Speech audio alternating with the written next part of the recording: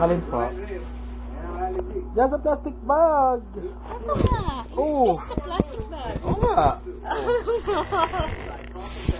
Ay, buhay pala ilaw pa nagbibideo ako. Oo, kasi madilim. Auto? Oo, kapag madilim, nag-auto siya. Andini po kami ngayon sa Casa, ano nga po?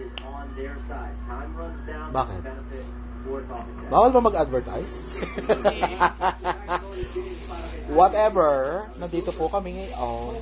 Kararating lang namin doon sa last leg na aming tour, which is the Changian. Arehot, haggard na itsura ko dahil I only slept kulang-kulang na 2 oras. Bukas ay kami ay mag-island hopping sa Honda Island. Maaga ho kaming gigising. At ito nga po, ang asawa ko ay nagbubungkal na ng mga charger para in preparation sa aming trip bukas ng maaga. Pwede na ba akong announcer sa DZMM?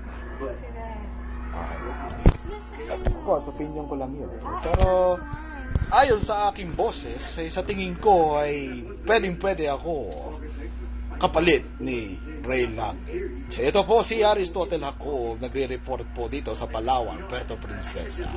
Magandang gabi, bayan.